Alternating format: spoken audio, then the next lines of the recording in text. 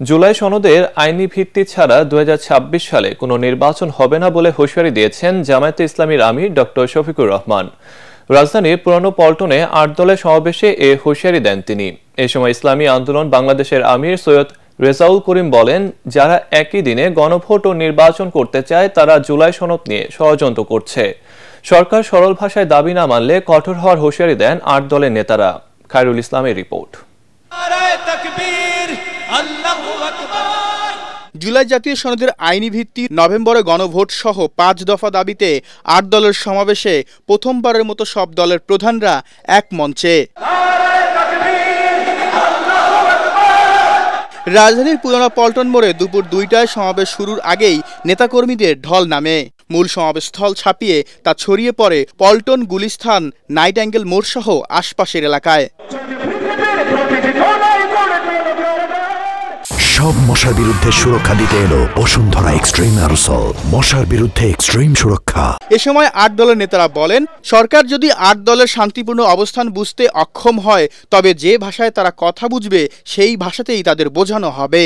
সরকার যদি 8 দলীয় নেতৃবৃন্দের শান্তিপ্রিয় ভাষা বুঝতে ব্যর্থ হয়, যেই ভাষায় বললে সরকার বুঝবে আমরা সেই ভাষায় প্রয়োগ করব, সেই কর্মসূচি ঘোষণা করব ইনশাআল্লাহ। যুদ্ধ করে ফ্যাসিবাদ বিতাড়িত করেছি, যুদ্ধ করেই বাংলার মানুষের অধিকার আদায় করে ছাড়বো ইনশাআল্লাহ। এই নভেম্বরে কিছু অপরাধীদের যখন রায়ের সম্ভাবনা, তখনই ফ্যাসিস্টরা বাংলাদেশ জুড়ে ককটেল গাড়িতে আগুন দিয়ে নাশকতার ষড়যন্ত্র করছে।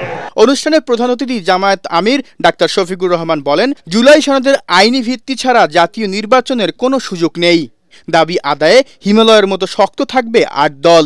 আমরা চাই আগামী ফেব্রুয়ারিতে রোজার আগেই জাতীয় সংসদ নির্বাচন অনুষ্ঠিত হোক। এইটা নিয়ে কেউ ধূম্রজাল সৃষ্টি করার পায়তারা চালাবেন না। জুলাই সনদেই যদি আপনি গণতন্ত্রের প্রতি শ্রদ্ধা না দেখান, জাতীয় নির্বাচনে আপনি শ্রদ্ধা দেখাবেন কিভাবে? সকল বায়না ভুলে যান, জুলাই শহীদের রক্তের প্রতি সম্মান দেখান। জুলাইয়ে যারা লড়াই করেছে ভোট ত্যাগ করে, যারা পঙ্গু হত এখনো দুঃখে দুঃখে কষ্ট করছে, মেহরবানি করে তাদের মুখের ভাষা বোঝার চেষ্টা করুন। সমাবেশে ইসলামী আন্দোলন বাংলাদেশের আমির সৈয়দ রেজাউল করিম বলেন, যারা একই দিনে গণভোট ও জাতীয় নির্বাচন চায় তারা জুলাই সনদ নিয়ে ষড়যন্ত্র করছে। আজকে বাংলাদেশের ছাত্র জনগণ, সর্বশ্রেণীর মানুষ আজকে জুলাই ভিত্তিক আইনি সর্বপ্রথম চায়, তারপর জাতীয় নির্বাচন চায়। যারা নব্য ফ্যাসিস্ট হবার চেষ্টা করছে তাদের বিরুদ্ধে ছাত্র জনতা রাস্তায় নামলে বঙ্গোপসাগর ছাড়া পালাবার জায়গা পাবে না বলে মন্তব্য করেন সৈয়দ রেজাউল করিম। খায়রুল ইসলাম, এটিএন বাংলা, ঢাকা। জুলাই জাতীয় সনদের বাইরে সরকার কোনো সিদ্ধান্ত ঘোষণা করলে সনদের স্বাক্ষরকারী কোনো দল তা মানতে বাধ্য থাকবে না বলে জানিয়েছে বিএনপি। চেয়ারপারসনের গুলশান কার্যালয়ে সংবাদ সম্মেলনে স্থায়ী কমিটির সদস্য ডক্টর খন্দকার মোশাররফ হোসেন সিদ্ধান্ত গ্রহণের ক্ষেত্রে প্রধান উপদেষ্টাকে সতর্ক থাকার আহ্বান জানিয়ে তিনি বলেন, অন্যথায় এর দায় অন্তর্বর্তী সরকারের উপর বর্তাবে। অন্যদিকে সংস্কারের নামে কোনো কিছু দেশের মানুষের কাঁধে চাপালে তা মেনে নেওয়া হবে না বলে জানিয়েছেন বিএনপির মহাসচিব মির্জা ফখরুল ইসলাম আলমগীর। রিপোর্ট করছেন মইনুল আহসান। দলের সর্বোচ্চ নীতি নির্ধারণী ফোরাম স্থায়ী কমিটির সবশেষ বৈঠকের সিদ্ধান্ত জানাতে চেয়ারপারসনের গুলশান কার্যালয়ে জরুরি সংবাদ সম্মেলন। লিখিত বক্তব্যে ডক্টর খন্দকার মোশাররফ হোসেন বলেন, রাজনৈতিক দলগুলোর সাথে দীর্ঘ 1 বছর আলোচনার ভিত্তিতে স্বাক্ষরিত জুলাই সনদ বাস্তবায়নে সাংবিধানিক ও আইন অনুযায়ী সবাই অঙ্গীকারবদ্ধ। এর বাইরে গিয়ে সরকারকে কোনো কিছু চাপিয়ে দেওয়ার চেষ্টা না করার আহ্বান জানানো হয় সংবাদ সম্মেলনে।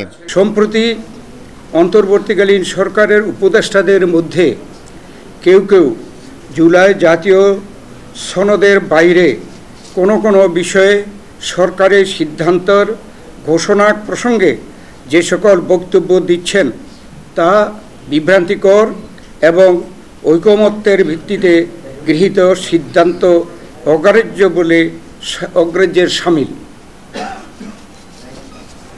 বা অগ্রাহ্য করার শামিল। আবার আমি এটা পড়ছি, যে সরকারের সিদ্ধান্ত ঘোষণার ক্ষেত্রে যেসব বক্তব্য দিচ্ছেন তা বিভ্রান্তিকর এবং ঐকমত্যের ভিত্তিতে গৃহীত সিদ্ধান্ত অগ্রাহ্য করার শামিল।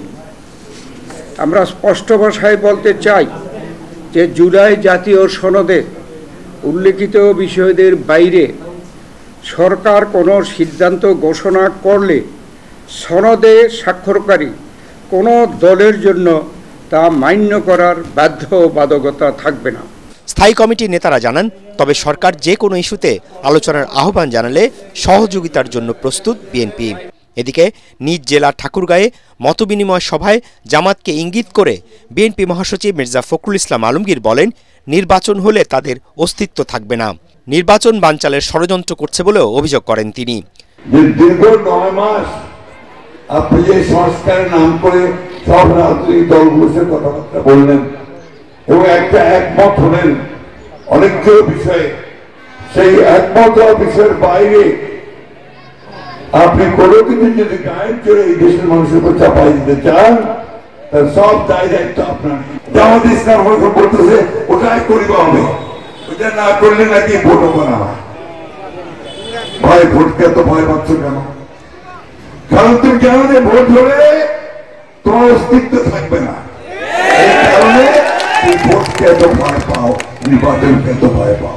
ঠাকুরগাঁও সদর উপজেলার কে লক্ষ্মীহাট উচ্চ বিদ্যালয় মাঠে বরগাঁও ইউনিয়নের ভোটারদের সাথে মতবিনিময় সভায় তিনি ধানের শীষে ভোট দেওয়ার আহ্বান জানান। মইনুল হাসান, এটিএন বাংলা, ঢাকা।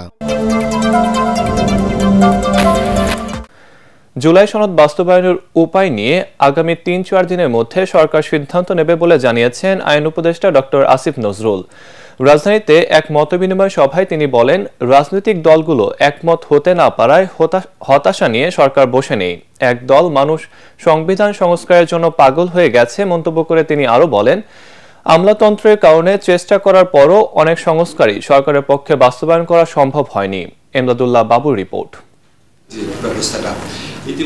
রাজধানীর বিচার প্রশিক্ষণ ইনস্টিটিউটে আইনি সহায়তা প্রদান সংশোধনী অধ্যাদেশ ২০২৫-এর খসড়া নিয়ে এই মতবিনিময় সভার আয়োজন করে আইন মন্ত্রণালয়।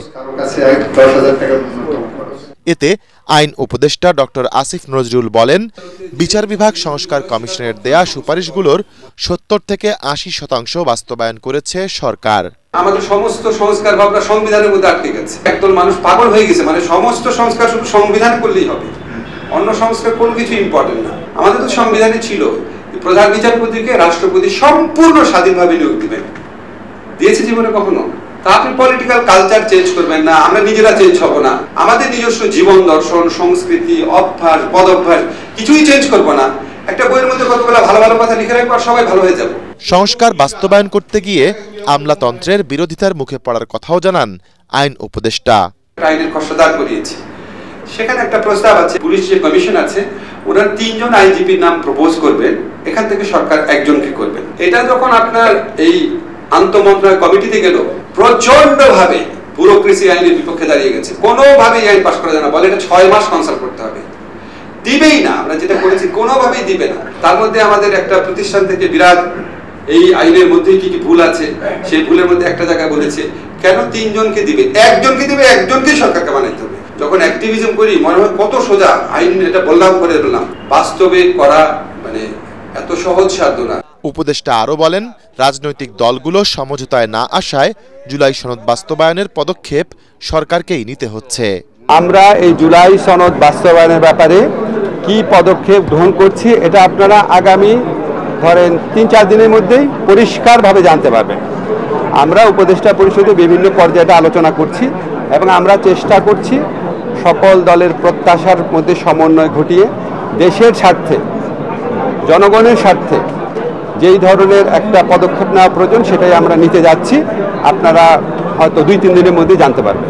এর আগে গত ৩ নভেম্বর জুলাই সনদ বাস্তবায়নের উপায় নিয়ে একমত হতে দলগুলোকে 7 দিন সময় দিয়েছিল সরকার। মঙ্গলবার শেষ হয়েছে সেই সময়। ইমদাদুল্লাহ বাবু, এটিএন বাংলা, ঢাকা।